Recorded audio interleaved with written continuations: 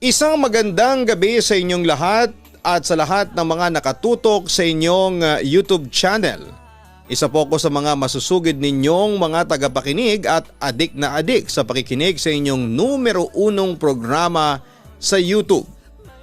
Siya nga pala, tawagin mo na lamang ako bilang Neth, isang may bahay pero kasalukuyang nagnenegosyo para makatulong sa asawa ko. Sa totoo lang, Papa Dudut, ay matagal ko nang gustong sumulat sa inyong programa. Siguro'y noong 2019 pa, pero ngayon lamang ako nagkaroon ng oras kasi marami akong inaasikaso sa bahay. Tulad na lamang ng 2 kong anak na nasa grade 1 at grade 2 pa lamang. Papa Dudut, madalas akong makinig ng programa ninyo. At talagang nakaka-relate ako sa mga kwentong tinatampok ninyo.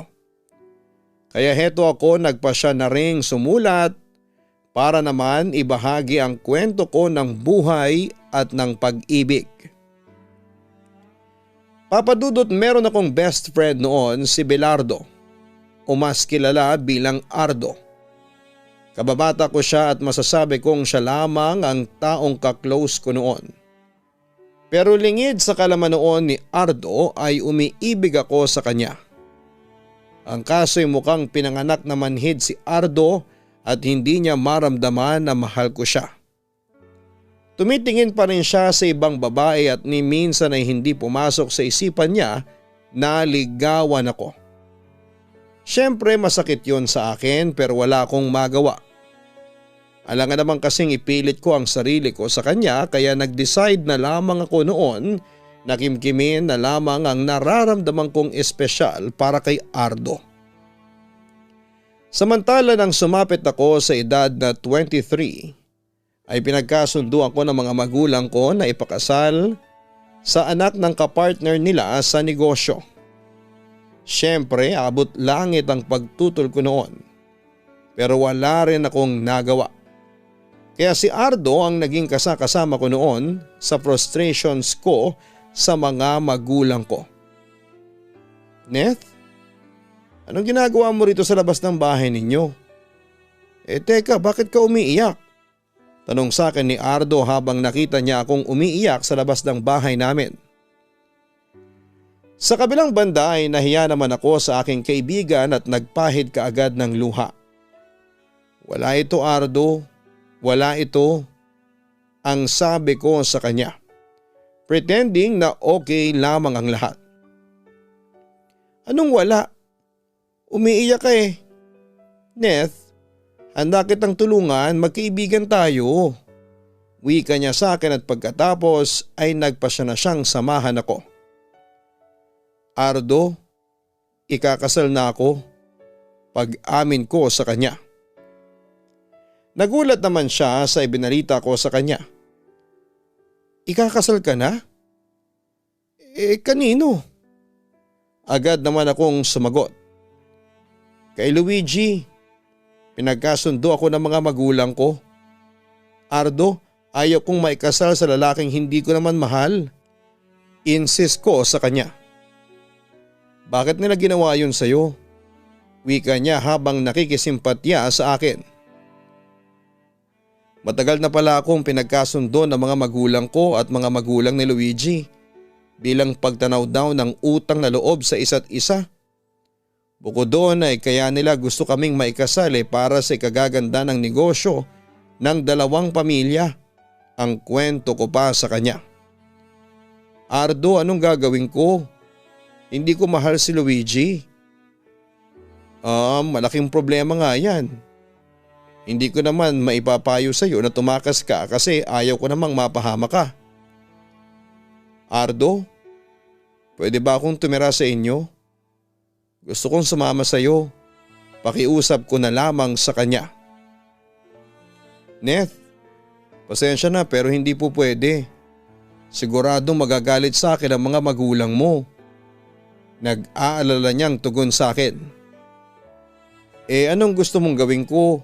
Magpapakasal na lamang ako kay Luigi? Ang gusto ko lang sabihin huwag kang magpadalos-dalos ng desisyon. Na-disappoint naman ako sa sinabing yon ni Ardo. Akala ko may tutulong ka sa akin. Wala naman pala. Handa naman kitang tulungan.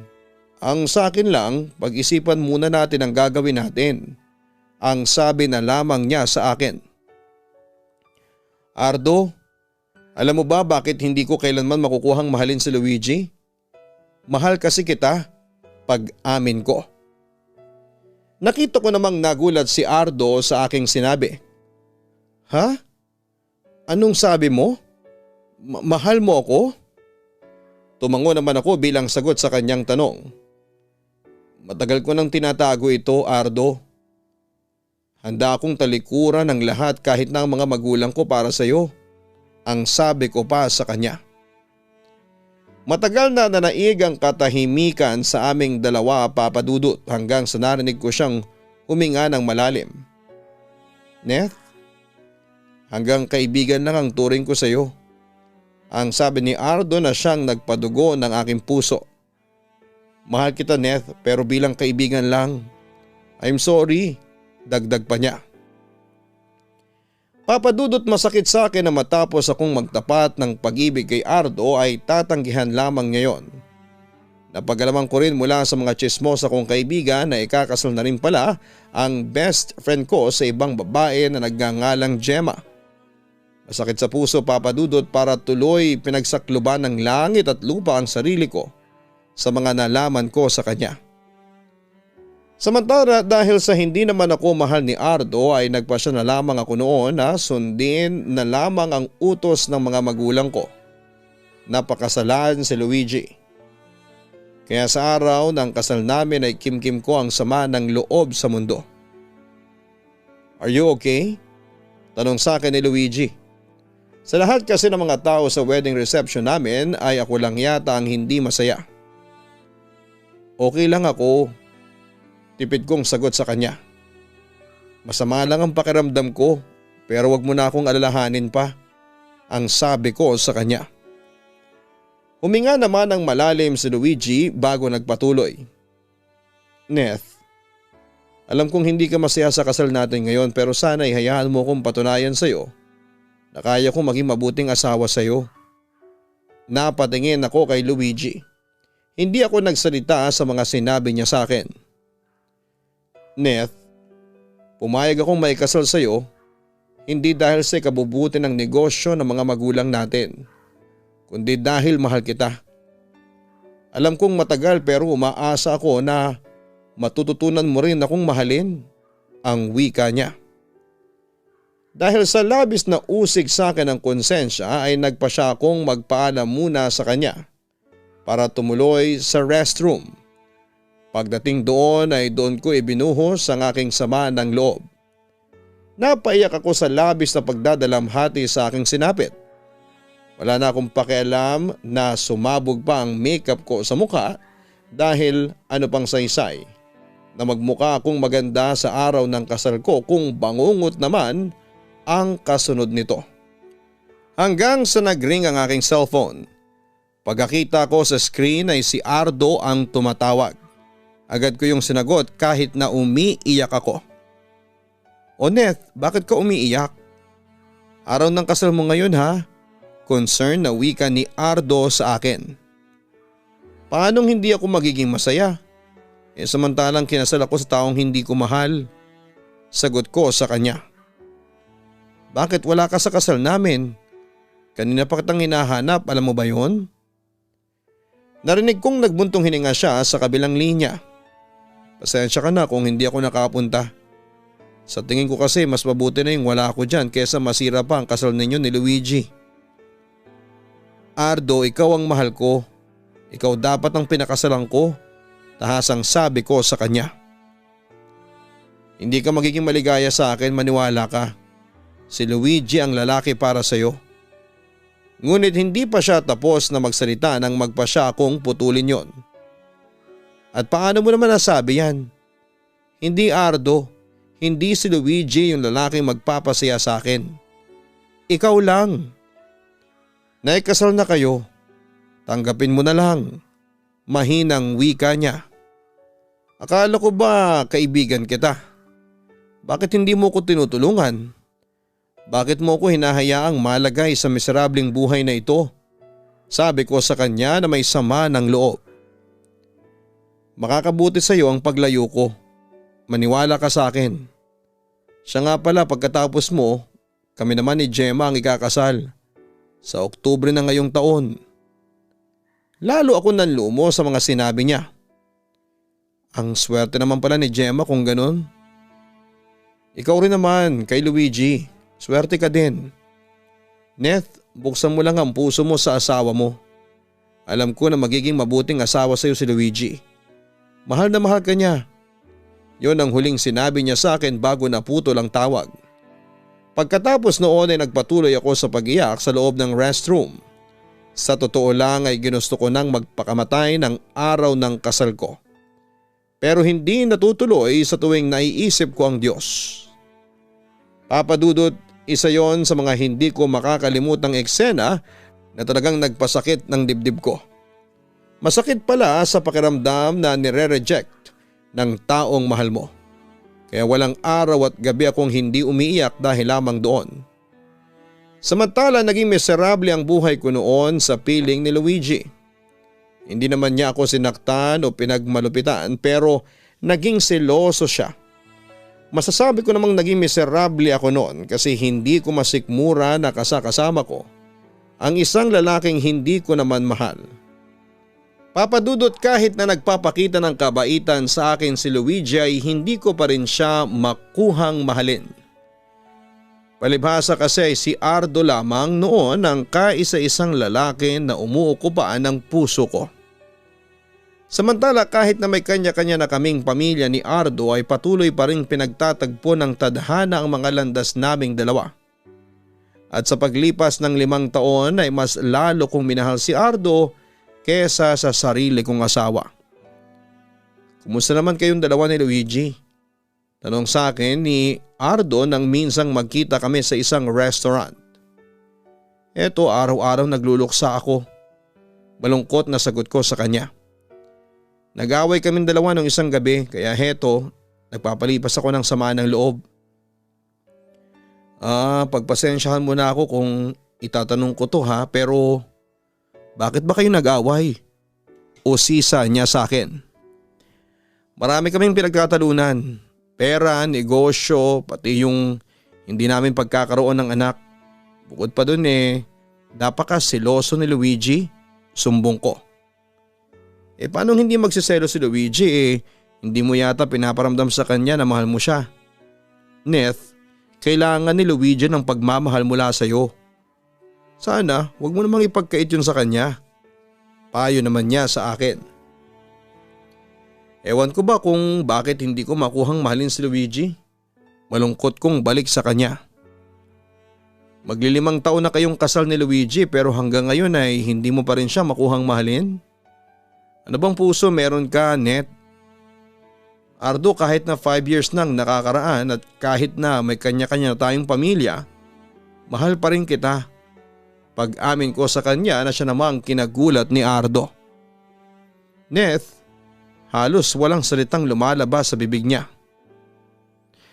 Siguro'y dahil sa sobra pa rin siyang nabigla sa katotohanang hindi pa rin ako nakaka-move on. Ardo, sinubukan naman kitang kalimutan noon kaso patuloy pa rin tayong pinaglalapit ng tadhana. Hindi naman natin maiwasan kasi hay nako, ewan ko ba, para tayong pinaglalaruan, pagpapatuloy ko.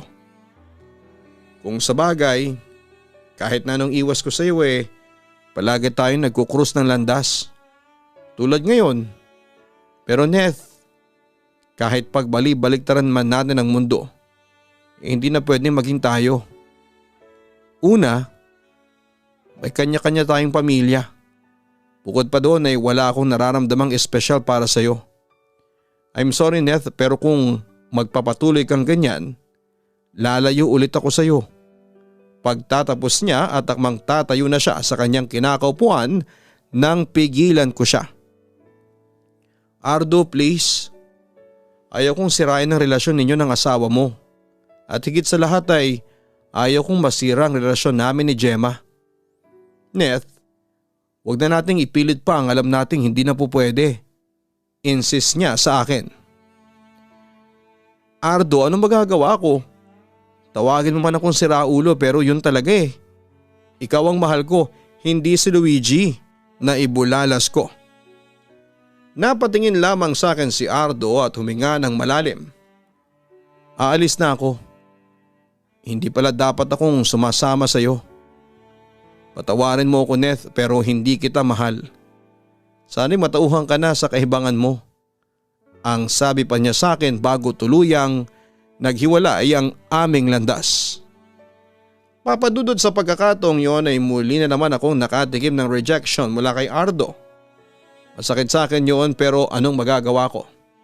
Besides, ako lamang naman ang may kasalanan noon kasi nagpapakatanga ako sa pagmamahal sa kanya.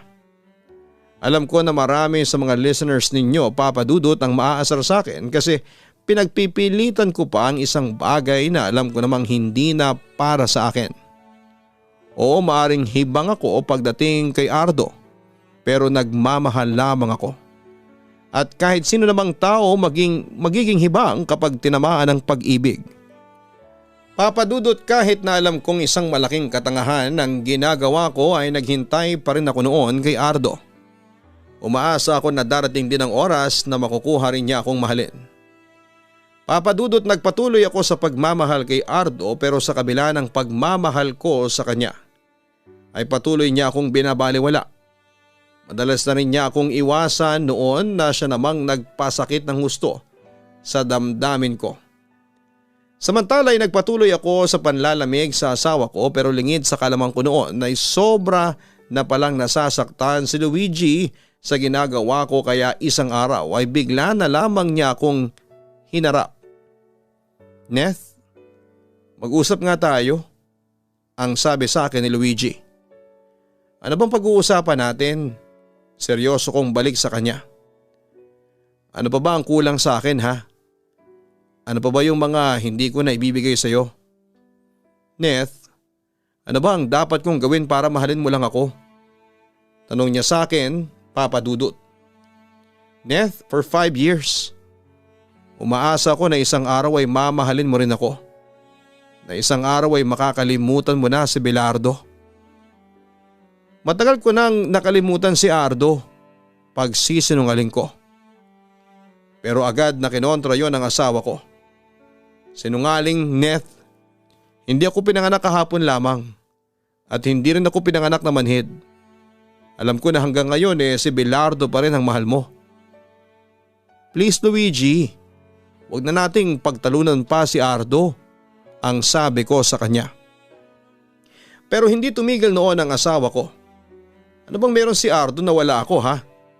Ano bang klaseng pagmamahal ang ibinibigay niya sa'yo na hindi ko maibigay-bigay? Ano Neth? Hindi naman ako naging masamang asawa sa'yo. Hindi naman siguro ako nagkulang sa'yo. Binigay ko naman sa iyo lahat ng pangangailangan mo. Ano pa bang gusto mo? Mahal ko pa rin si Ardo hanggang ngayon. Bigla kong pag-amin sa kanya.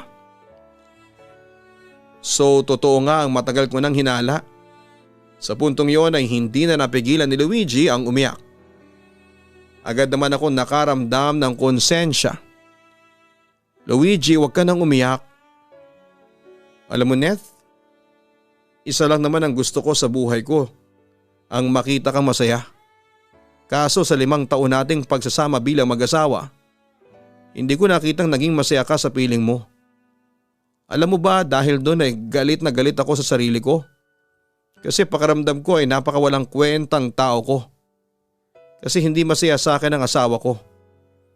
Neth, mahal na mahal kita at handa kong gawin ang lahat, makita ka lamang na masaya. Paliwanag niya sa akin. Sige Neth, pinapalaya na kita. Huwag kang mag-alala at hindi ako manunumbat sa iyo at hindi ko rin dudupangan itong mga napundar natin. Pero Neth, habang buhay pa rin akong maghihintay sa iyo. Kung gusto mong bumalik ay bumalik ka lang ha. Huwag kang mahihiya o mag-aalinlangan. Handa pa rin kitang tanggapin. Sa puntong yon ay hindi ko na napigilan pang umiyak, Papa Dudut. Umayo ka na. hangad ko ang kaligayahan mo. Ipagdarasal din kita sa Diyos na sana'y matagpuan mo na yung taong totoong magmamahal sa iyo. Ang sabi pa niya sa akin at tila isinusuko na niya ako kay Ardo. Luigi, salamat. Yun lamang ang tanging kong nasabi sa kanya. Pwede ba kitang mayakap kahit sa huling pagkakataon? Naiiyak niyang hiling sa akin na agad ko namang pinagbigyan. Neth, hindi kita makakalimutan. Mahal na mahal kita. Ang sabi pa niya sa akin bago tuluyang palayain. At yun nga papadudot, kahit na masakit sa akin ay pinalaya na ako ni Luigi. Pero sa pagpapalaya niya sa akin ay nakaramdam ako ng sobrang guilt. Para bang ako na ang pinakamasamang tao sa mundo. Oo, inaamin ko na bigla akong nakonsensya at nang magkahiwalay kami ay nakaramdam ako ng pangungulila sa asawa ko. Ewan ko ba papadudot, pero parang bigla akong na-miss noon ang asawa ko. Samantala nagpatuloy ako sa pagmamahal kay Ardo at madalas ding pagtagpuin ng tadhana ang mga landas namin. Pero sa bawat pagtatagpo namin yon ay nararamdaman ko na gustong lumayo na sa akin ang pinakamamahal kong lalaki. Hanggang sa isang araw ay muli kami nagkita ni Ardo sa isang plaza sa tapat ng simbahan at doon ay may pinagtapat siya sa akin. Nag-away kami ni Gemma. Iwalay na kami ng asawa ko. Siyempre nalungkot naman ako sa ibinalita niya sa akin. Pero inisip ko rin na baka eto na yung pagkakataong ibinigay sa amin ng tadhana para magsama na at magmahalan. Samantala ay nagpatuloy naman ang pagkukwento ni Ardo. Marami kasi kami mga bagay na pinagtatalunan. Bukod sa mas nagiging selosa si Gemma nitong mga nagdaang buwan. Sino naman ang pinagseselosan niya? Tanong ko sa kanya. Huwag kang magugulat ha, pero ikaw ang pinagseselosan niya. Madalas kong sabihin sa kanya na hindi dapat siya magselo sa iyo kasi magkaibigan lang tayo. Pero madalas pa rin naming pagtalunan yon, kaya heto nagpasya na lamang siya na maghiwalay muna kami pansamantala. Ang kwento niya sa akin. Ibig sabihin may pag-asa pa kayong magkabalikan ni Gemma? Wika ko na may panlulumo. Oo naman, Neth. Si Gemma lang ang mahal ko. Hindi ako mabubuhay kung wala siya. Sa mga sinabing yun ni Ardo ang lalong nagpadugo ng aking puso. Ang swerte talaga sa iyo ni Gemma. Sabi ko na lamang sa kanya habang kinokontrol ko ang aking emosyon. Kayo ni Luigi, wala na ba kayong pag-asa magkabalikan pa? Umiling naman ako bilang sagot sa tanong niya. Hindi ko alam, Ardo, hindi ko alam. Hanggang ngayon kasi naguguluhan pa rin ako. Curious lang naman ako. May nararamdaman ka bang pagmamahal sa asawa mo kahit na katiting lang? Nung una kahit na anong gawin ko hindi ko makuhang mahalin si Luigi, pero simula nung maghiwalay kami, parang ewan ko, basta gulong-gulo na wika ko. Aaminin ko, papadudot, na nagkaroon na rin naman ng puwang si Luigi sa puso ko. Pero iba pa rin ang nararamdaman kong pagmamahal sa aking kaibigan. Ikaw pa rin ang mahal ko, Ardo. Neth naman, ilang taong ka nang ganyan, maawa ka naman sa sarili mo. Neth, hanggang kaibigan lang ang kaya kong ibigay sa iyo. Hindi kita kayang mahalin, so please naman. Huwag mo lang ituon sa akin ang atensyon mo. Huwag mong hayaang umikot lang sa akin ang mundo mo. Siguro nga'y dapat na kitang layuan. Iyon ang naging desisyon noon ni Ardo na siya kong tinutulan. Huwag mo namang gawin sa akin yan, Ardo. Kung palagi tayong magkikita, hindi ka titigil dyan sa kahibangan mo. Kahibangan ba ang mahalin ka? May hinanakit na sabi ko sa kanya. Oo, kahibangan niyang nararamdaman mo, Neth. Ayaw ko sanang gawin ito kasi kaibigan kita, pero dahil sa'yo, kaya nagkahiwalay kami ng asawa ko. Dahil sa'yo ay nasira ang kanya-kanya nating pamilya, Neth. Siguro nga'y dapat na nating itigil itong pagkakaibigan natin. Pagtatapos niya. Sinubukan ko pa siyang pigilan noon pero buo na talaga ang desisyon niyang iwanan na ako ng tuluyan at kalimutan ang aming matagal nang pinagsamahan. Makikipagbalikan ako sa asawa ko. Ayaw kong masira ng tuluyan ng pamilya ko. Dagdag pa niya bago siya tuluyang nawala sa aking paningin.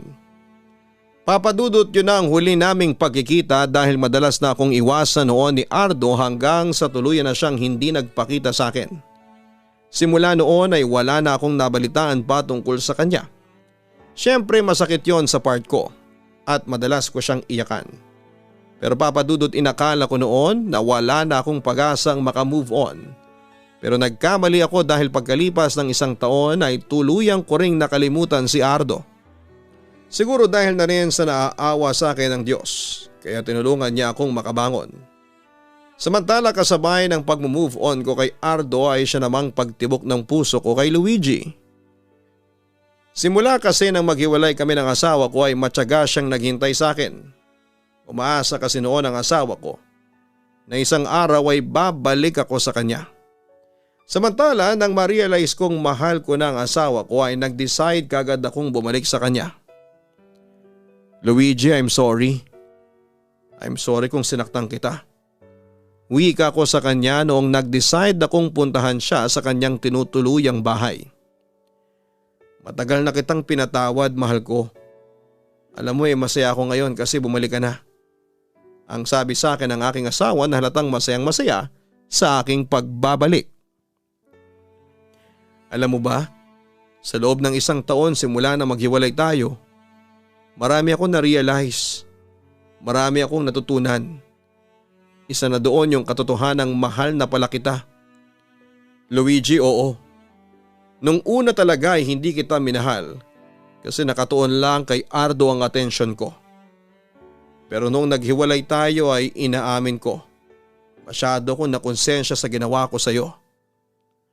Namiss kita to the extent na gabi-gabi na lang kitang napapanaginipan.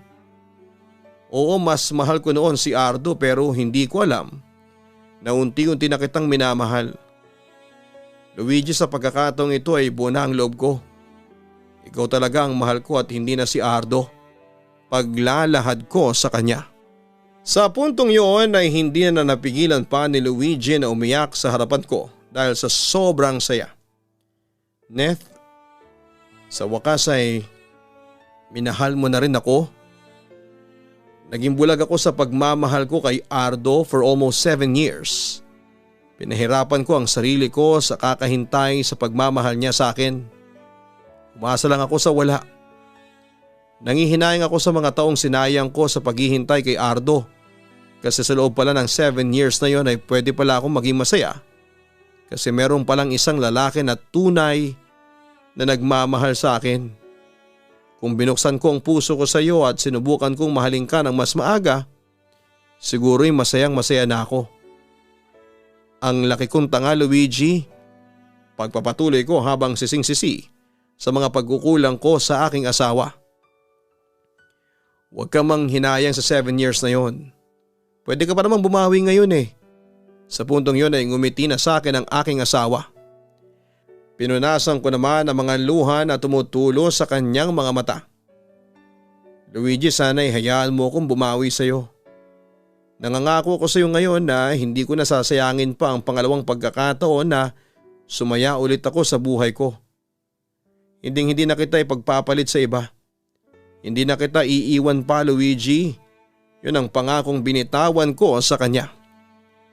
Papadudot doon ay na-realize ko na nagsayang lamang ako ng taon sa pagmamahal kay Ardo at labis akong nangihinayang doon.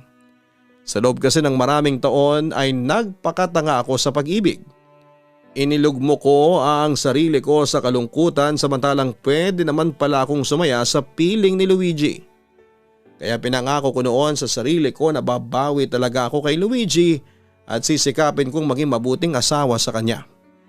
Sa ngayon, papadudot ay ilang taon na rin ang lumipas. May 2 na nga akong anak kay Luigi at katulong ko ang asawa ko sa negosyo namin.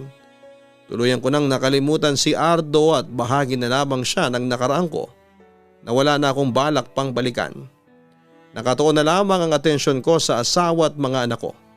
At eto nga, isa na kaming masayang pamilya. Kaya sobra-sobra ang pasasalamat ko sa Diyos. Kasi tinulungan niya akong makasurvive sa mga unos na dumating sa buhay ko dulot ni Ardo. Papa Dudut, muli ay maraming salamat po sa pagkakataong ibinigay ninyo sa akin na may bahagi ang aking kwento ng buhay. Sana'y mabasa mo ito at ma-upload sa Papa Dudut Stories. Isa po ko sa mga subscribers mo. More power and God bless us all. Lubos na gumagalang, Neth. Maraming salamat, Neth, sa pagbabahagi mo ng iyong kwento sa Papa Dudut Stories. May mga bagay talagang kahit na anong pilit nating kunin ay hindi kailanman mapapa sa atin. Ilang beses kang nagmahal, nagpakamartir, naghabol at umasa kay Ardo na isang araw ay mamahalin ka niya. Ngunit hindi yun nangyari dahil hindi siya ang lalaking para sa iyo. Hindi masamang magmahal, pero kung alam mo nang hindi siya para sa iyo, ay huwag na nating ipilit. Huwag mong sayangin ang mga magagandang opportunity na dumarating sa iyo nang dahil lamang sa isang bagay na hindi nararapat sa iyo. Tandaan natin, mga ka-online, na may plano sa atin ng Diyos na mas maganda. Hindi man niya ibigay sa iyo ang gusto mo, ay sigurado ka namang ibibigay niya ang alam niyang the best para sa iyo. Huwag kalimutan na mag-like, share and subscribe. Maraming salamat po sa inyong lahat. Ang buhay ay mahiwaga, laging may lungkot at saya. Sa Papa Dudut Stories, laging may karamay ka.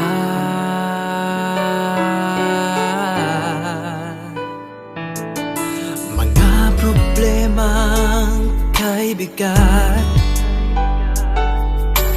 dito ay pakikinggan ka. Sa Papa Dudut Stories, kami ay iyong kasama. Dito sa Papa Dudut Stories, ikaw ay hindi nag-iisa.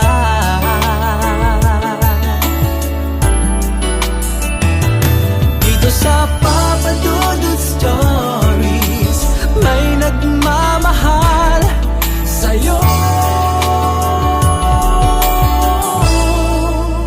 Papa Dudut Stories,